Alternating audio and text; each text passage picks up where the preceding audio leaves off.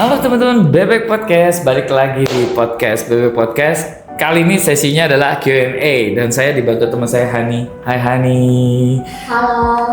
Kamu boleh tanya-tanya apa aja seputar dunia desain dan kita akan kupas bersama-sama 10 pertanyaan dari para teman-teman yang penasaran soal desain. Nah, ya udah langsung aja pertanyaannya, boleh ditanyain. Tapi sebelumnya saya mau minum dulu UC 1000. Ini minuman healthy supplement mengandung 1000 mg vitamin, bisa buat nambah vitalitas. Bentar ya, saya minum dulu. Seger ini dulu. Mantap, apalagi dingin. Asam-asam seger. Langsung aja. Wah, tumpah itu loh. Saking segernya. Oke, langsung. Pertanyaan pertama. Pertanyaan nomor 1. Apa tuh? Menurut Bapak, di dunia ini cahaya matahari dan angin itu kan gratis ya? Kira-kira apa lagi yang gratis selain makan gratis? Rese nih pertanyaannya nih. Ada desain gratis, bener gak? Betul. Bener gak sih? Siapa yang pernah? Kamu kan desainer kan? Pernah kan? Dikasih project, habis itu istilahnya PT, proyek thank you. Udah capek-capek mikir, brainstorming, eksekusi, habis itu dos. Begitu dikirim, makasih ya. Udah makasih dong. Jadi bukan grafisnya lagi. Harusnya kan desain grafis ya. Jadi desain gratis. Oke, ini fenomena yang sering terjadi sama teman-teman. Kalau kita bikin desain, sebaiknya memang dealing juga di awal gitu ya. Kontrak pembayarannya kayak gimana nih, sistem pembayarannya termin, ada pembayaran di awal di muka atau gimana? Jangan udah temen lah, ya temen sih temen ya, cuman kan desain grafis itu kan sekolahnya juga mahal, lama 4 tahun, 7 kadang belum tentu langsung lulus, belum praktek. Jadi mungkin bisa lebih dihargai lagi ya kalau kita desain grafis juga, profesinya aja kan namanya desainer grafis. Nggak ada profesi itu desainer gratis, nggak ada. Desainer grafis. Jadi ada sesuatu yang harus diberikan kepada orang yang mendesain. Karena orang yang mendesain kan ada ide, ada gambar yang digunakan, ada video yang diedit, ada karya yang diciptakan. Nah itu yang perlu diberikan. Gitu ya. Jadi kalau ditanya apa yang gratis, ada tuh desain gratis. Tapi ya jangan jadi gratis juga lah ya. Yang benar adalah desain grafis. Jadi buat teman-teman kalau masih ada desainnya gratis, janganlah. Hargai teman-teman yang punya karya, hargai juga orang yang punya desain untuk dikasih apresiasi atas desain yang dibuat. Setuju nggak? Setuju. Kamu nggak setuju? Setuju. Ada yang nggak setuju? Kalau nggak ada yang setuju keluar. Oh nggak ya? Lanjut. Nomor 2. Setiap desain kan sebenarnya punya hak cipta. Tapi gimana kalau ada orang yang memodifikasi karya yang sumbernya nggak jelas? Kayak desain yang ketemu di Google, dari sisi etika desain grafis, itu gimana seharusnya? Oke, gini. Setiap desain itu nggak mungkin yang namanya pure 100% tuh dibuat oleh manusia, maksudnya dalam arti seorang diri, enggak. Desain itu terbentuk berdasarkan referensi-referensi lain, berdasarkan pengamatan visual seseorang, kemudian distimulus di dalam pikiran, dirancang, kemudian jadi sesuatu yang baru. Nah, yang tidak boleh adalah yang sifatnya plagiatisme. Maksudnya gini, plagiatisme itu adalah sesuatu yang sifatnya meniru dengan tingkat kemiripan mungkin di atas 80%. Gitu ya. Misalnya ini ada produk nih, produknya UC 1000. Ini tinggal diganti aja, ini kan UC kan, karena vitaminnya vitamin C gitu kan, 1000, ganti aja UC 2000 gitu ya. Jadi cuma ganti angka 2 persis desainnya kayak gini gitu. Ya itu kan namanya plagiat ya. Jadi kita belajar juga menghargai. Tapi kalau kita mengambil beberapa referensi, istilahnya kita amati, kita tiru mungkin sedikit-sedikit tapi dimodifikasi, tapi modifikasinya juga lebih dari sekian, mungkin lebih dari 50% lebih, supaya tetap stylenya ada dari desainernya, ditambahkan ornamen tertentu boleh. Yang tentunya kalaupun mau memodifikasi sesuatu juga harus juga izin dari yang punya desain, ataupun bisa menyampaikan, ataupun ada pembagian royalti juga terhadap desain yang sebelumnya dibuat. Misalnya kita mau redesain sesuatu, kita mau izin dulu sama desainernya, bikin kontrak perjanjian. Jadi nggak asal ambil tiru modifikasi terus kita melakukan plagiarisme, kan itu melanggar juga hak kekayaan intelektual seseorang ya. Padahal orang yang udah buat desain itu tentunya, wih, minum susu dia seger banget tuh. Nah, jadi kalau bikin sesuatu yang kita tiru boleh, tapi maksudnya gini, jangan sampai kita meniru sesuatu yang sifatnya plagiat dan mengambil ide orang lain. Kalau basic idenya oke, tapi eksekusinya coba dibuat sesuatu yang berbeda. Jangan sampai kita juga menyinggung karya orang lain, ide orang lain tanpa izin juga. Jadi memang sebaiknya yang lebih bagus adalah bahan mentah yang kita ambil, bahan mentah ya, bukan ide orang lain. Syukur-syukur kita bisa brainstorming sendiri sama tim gitu, menghasilkan sesuatu yang baru daripada misalnya kita dari yang sudah ada kita modifikasi. Itu akan lebih originalitas. Kalau desain gambar nih ya, gambar original karakter itu kan mungkin ada beberapa referensi, tapi kalau original karakter biasanya bener-bener ini karakter punya dia gitu ya. Oke, gitu ya, jelas ya. Oke. Next ya. Sekarang ini kan orang maunya serba cepet, serba satset. Banyak juga graphic designer yang akhirnya lebih milih pakai Canva atau platform serupa buat bikin desain. Nah, menurut kakak gimana pandangan tentang fenomena itu? Oke, gini. Sebenarnya gini, ini kadang-kadang juga balik lagi juga dari pertama kita lihat dari kliennya juga ya, dari kliennya. Klien itu kan memberikan deadline. Sebelum deadline itu kan ada timeline ya. Ada timeline, ada deadline. Kalau deadline itu udah mepet, kalau timeline berarti udah ada jeda waktunya. Nah, kalau dari kesepakatan waktunya sudah diberikan, harusnya kita bisa buat benar-benar dari awal, tidak menggunakan shortcut atau pakai Canva.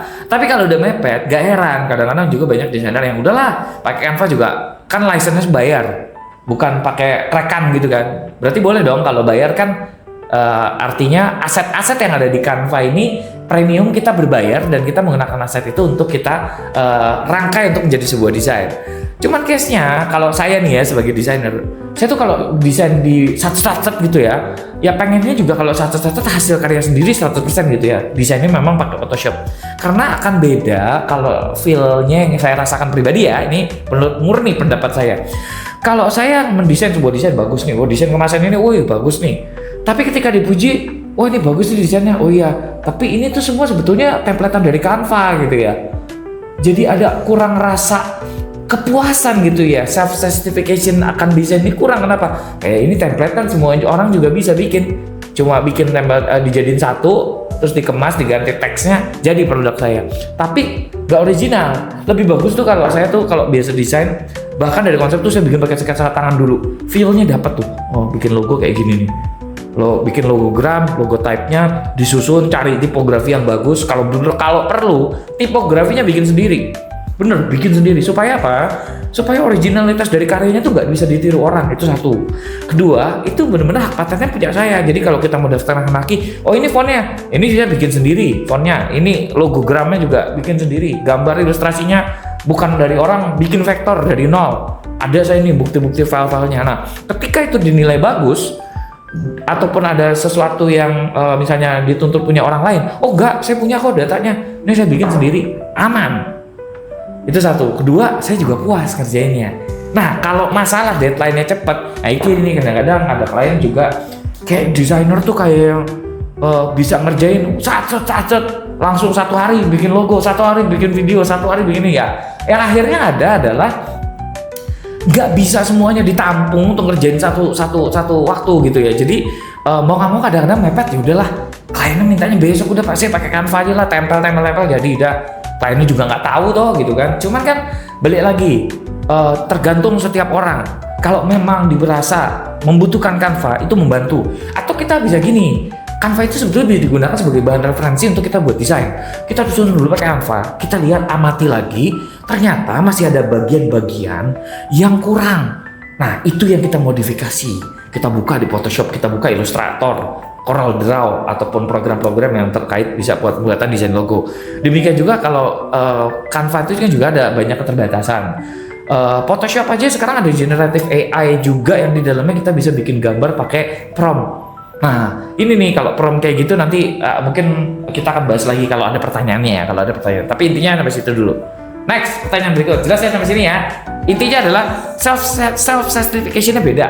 Kalau saya, tapi kalau yang lain kalau masalah mepet ya monggo silakan, tidak dilarang selama Canva-nya menggunakan yang premium dan izin penggunaannya gitu ya. Kalau yang kan ada yang kita ngambil dari maaf nih misalnya dari Adobe Stock Photo atau Stock Photo terus kita edit sendiri, kita watermarknya kita hapus tapi kita nggak pakai license-nya, ya salah gitu ya. Oke, next. Nih, yang keempat ya. Gimana kakak nanggepin situasi sama orang yang pernah ngomong kayak gini? Lo kan anak desain, kalau bikinin gua desain poster dong, kan tinggal klik-klik doang.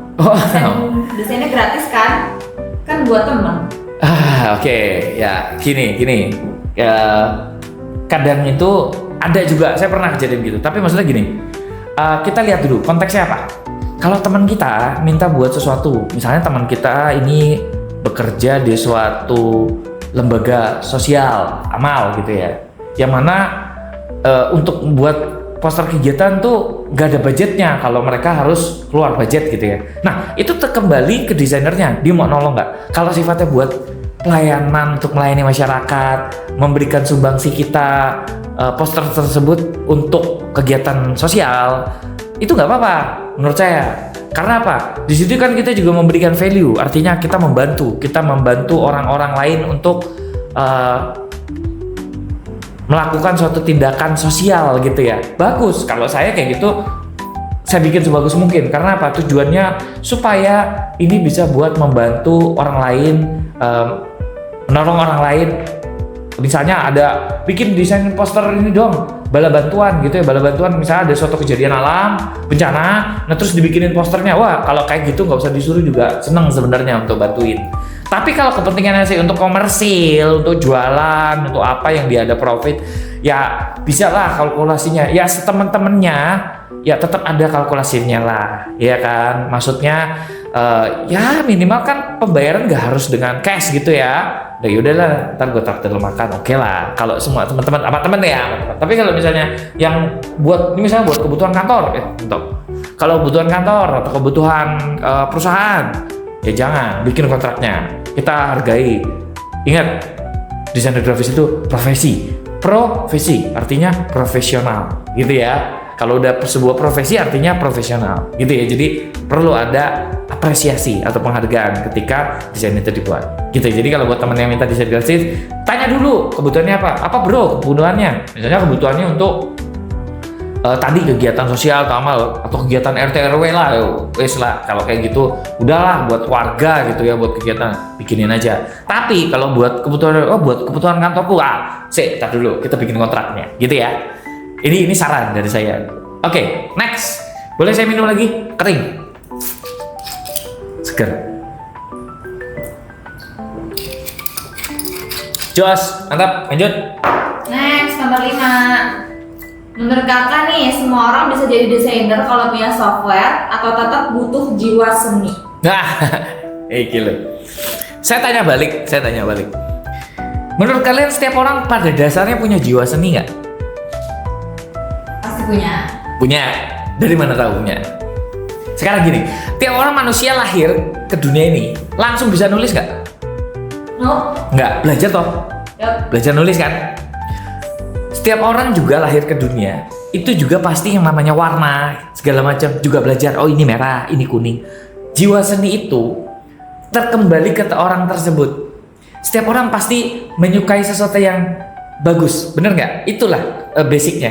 Kalau seni itu kan juga bisa dirasakan secara visual, secara perasaan. Gimana nih? Contoh gini lah. Hani pakai baju hari ini warnanya hitam, ya kan? Wah, saya pakai hitam nih supaya kelihatan elegan gitu. Tujuannya apa? Karena ngelihat dari mata kan, dari ngelihat secara visual. Berarti kan secara penilaian seni punya. Ya, pertanyaannya gitu kan, punya jiwa seni atau butuh software aja bisa. Jadi gini, yang saya mau jelasin, nggak semua orang itu punya jiwa seninya besar. Tapi pada dasarnya punya. Betul. Tapi tergantung orang itu kemampuannya, dia mau mengembangkan cita rasa terhadap seninya atau enggak. Bahkan tuh seni gak harus kayak, wah saya punya jiwa seni, saya bisa melukis. Gak harus. Kadang-kadang ada yang namanya penikmat seni. Dia gak bisa melukis, tapi kalau dia nikmatin seni, dia bisa tahu filosofinya, itu jiwa seni. dia bisa jadi kurator seni gitu ya. Walaupun dia mungkin nggak bisa melukis gitu ya. Tapi ini pendapatku ya. Nanti kalau ada yang beda pendapat rapopo. Tapi maksudnya pasti ada yang namanya jiwa seni ketika melihat sesuatu. Ketika kita milih sesuatu, milih baju busana buat kita, pasti ada jiwa seninya. Nah, kalau orang tadi pertanyaan yang keduanya adalah kalau orang misalnya dengan program desain terus ngedesain. Sekarang pakai AI ataupun program desain pun bisa. Masalahnya gini, apakah desain yang dibuat itu menjawab kebutuhan orang yang membutuhkan desain tersebut? Jadi gini, secara mendasar desain itu adalah sesuatu yang dirancang untuk mempermudah manusia, untuk dirancang untuk bermanfaat bagi manusia, gitu ya desainnya. Makanya desain itu ada istilahnya, ada yang destruktif, ada yang konstruktif. Nah kalau bisa tuh desain jangan destruktif, artinya merusak. Kalau bisa desainlah sesuatu yang konstruktif, membangun. Contoh sederhana, bahasa apa? Pernah naik ini nggak? Si busway atau apa depan kantor kita LRT, MRT? Pernah? Coba kamu bayangin satu Indonesia, satu Jakarta ini MRT-nya atau busway-nya gak ada sound sistemnya. Bayangin orang naik kemana, lewat kemana, bingung nggak tuh? Pada nyasar-nyasar nggak? Nah, makanya didesain sound sistemnya ada petunjuk arah. Oh Lebak Bulus ini kanan, Kampung Rambutan kiri. Nanti kalau mau ini transit pindah keluar. Jurusan itu juga busnya ada nomornya kan? Ada nomor-nomor busnya, jurusan Kampung Rambutan apa? Nanti trayek berikutnya apa? Bahkan ada tuh petanya digambar. Nah itu tujuannya dirancang buat apa tuh? Buat orang ngerti. Nah tadi kasusnya ketika desain itu dirancang oleh orang yang nggak ngerti desain itu apa, mungkin jadi desainnya cuma nggak menjawab kebutuhan dari orang yang request desainnya. Kalau cuma sekedar desain mah desainnya bisa jadi, cuma masalahnya apakah desain tersebut mungkin secara estetik ya estetik, tapi secara fungsional apakah menjawab, apakah menyampaikan pesan. Contoh kalau ada ikan yang contohnya desainnya buat iklan campaign, apakah iklan yang dibuat misalnya tentang produk UC 1000 ini iklannya itu menjawab kontennya, menyampaikan pesannya? Belum tentu. Kenapa? Karena orang nggak ngerti. Kenapa orang kalau mungkin bukan orang desain juga nggak ngerti apa sih unique selling point yang mau dijual dari produk UZ 1000 ini. Terus audiensnya siapa? Targetnya siapa yang mau dijual? Kan pasti kan bahasa komunikasinya beda. Nah makanya kalau orang yang ngerti soal itu, mereka yang memang ngerti dalam artian soal desain atau soal fitur produknya. Nah jadi kalau pertanyaan apakah semua orang yang pegang software bisa langsung jadi desainer? Gak juga, gitu ya, gak juga. Mungkin bisa jadi desainer, tapi untuk desain itu bisa menjawab kebutuhan dari konsumennya belum tentu, gitu ya. Oke, next, paham ya sini ya? Pertanyaan berikutnya apa? Nih sekarang itu AI kan bisa bikin desain. Menurut kakak, kedepannya desain grafis bakal kalah saing sama AI atau malah jadi partner? Oke, simple. Jadi partner. Kenapa? Kenapa jadi partner? Karena gini, perkembangan zaman itu kita nggak memungkiri kalau itu akan terus berlanjut. Terjadinya disrupsi atau pergeseran pasti. Nah, tinggal tergantung dari kita bagaimana memanfaatkan AI juga untuk kita mengeksekusi ataupun membantu kita membuat suatu desain. Dan harus dari AI itu sebagai eksekusi desainnya, tapi kita bisa jadikan AI untuk bahan referensi kita, bahan riset kita untuk membuat desain yang jauh lebih baik. Menurut saya sih oke. Tapi kalau AI digunakan secara penuh untuk membuat suatu desain, sebaiknya pertimbangkan lagi. Kalau dari saya itu. Next. Last question ya. Tentang desain logo HUT RI ke 80 tahun. Baru banget nih, viral di trending topics di X. Ini pertanyaannya susah banget ini. Gimana jawabnya ya? Oke. Nah, katanya tuh ini banyak yang komentar kalau desainnya tuh mirip banget sama kartun Keropi. Gimana tuh menurut kakak? Waduh. Oke, gini. Tak komentari nggak ya? Ini masalahnya menyangkut publik ya. Tapi gini lah, kalau pendapat saya secara pribadi gini, saya kan juga saya kebetulan kuliah desain, lagi ngambil magister desain di sebuah universitas swasta, institut desain di swasta. Jadi gini, saya tuh lagi belajar tentang begini. Kalau desain logo yang kemarin yang sudah ramai belakangan viral ini tentang HUT RI, sebetulnya kan kepengennya gini ya, itu kan dibuat secara publik ya, jadi publik masal bisa ikutan lomba. Tapi kalau dilihat, ini kita bicara secara teknis ya, tapi kalau memang dibuka secara publik, kebayang ya, mungkin waktunya singkat. Kita mungkin berpikirnya gitu ya, waktunya singkat sehingga ketika pesertanya banyak, maka tim juri yang akan seleksi juga akan sulit. Karena waktunya singkat, makanya mungkin pemerintah menggunakan salah satu lembaga kayak misalnya, saya nggak tahu ya, kalau nggak salah sih ADGI ya, Asosiasi Desainer Grafis Indonesia. Itu komunitas itu yang mendesain karena isinya memang para desainer, sehingga lebih mempermudah menseleksi dan hasilnya pasti bagus-bagus. Kemungkinan. Tapi secara detail saya nggak tahu komunitas apa aja yang akan tergabung ataupun yang mengikuti itu, ataupun dibuka secara publik pun informasinya, kalau diinformasi secara publik nggak masif, makanya publik kaget tiba-tiba desainnya udah muncul. Terkait desainnya kayak Ropi, ya jangan gitulah, itu kan desainnya juga pasti ada pemikiran. Saya bukan ngebelain ya, tapi maksudnya gini, netizen kan tahu apa filosofi yang ada di dalamnya, mungkin aja bagus gitu kan. Ya itu menurut saya ya itu hak seseorang desainernya untuk buat satu desain. Tapi terlepas itu bagus atau enggak, biar publik yang menilai. Kalau saya secara desainer grafis menilai logo yang sudah ada itu memang banyak dikritik ya, memang banyak dikritik. Buat saya sih, kalau saya jadi desainernya ya kritik nggak apa-apa, diterima aja. Kok toh buat bagus buat pengembangan kita kan. Tapi untuk kedepannya mungkin usul kalau memang logo HUT RI kan untuk Indonesia ya, harusnya juga buka buat publik nggak apa-apa. Tinggal mungkin sistematikanya waktunya lebih lama dipersiapkan. Itu aja sih kalau dari saya. Tapi kalau untuk logonya dan lain-lain, no comment lah ya. Kalau menurut saya cukup oke sih, artinya tetap angkanya 80 kan, nggak jadi 88 gitu kan. Ya oke lah, masih bagus. Dan juga banyak juga desainer grafis atau ilustrator yang coba remake logonya. Ada yang lebih bagus juga sih menurut saya. Tapi ya kembali lagi itu kan yang sudah ditentukan, dan kalau mau lihat ada filosofi logonya juga bagus menurut saya gitu, udah oke. Cuma mungkin mematangkan menurut netizen juga ya, banyak yang nggak ngerti juga. Kayaknya aku, ada yang bilang kayak ke Robin dan segala macam, ya sah saja, itu pandangan publik ya. Terlepas daripada itu ya, belajar juga menghargai sebuah karya desain grafis seseorang gitu ya, kan kalau perlu diapresiasi ya kalau orang udah buat karya juga. Mungkin itu aja. Ada lagi pertanyaan atau habis?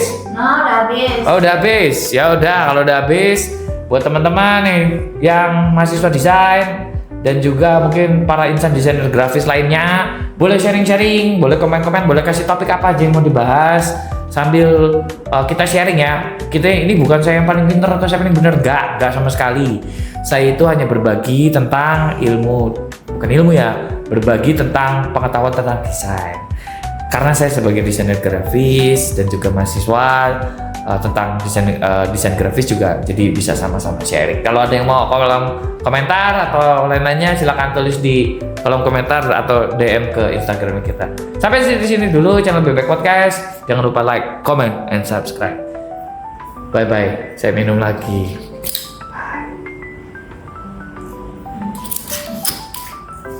Udah ini kan, udah selesai kan tuh.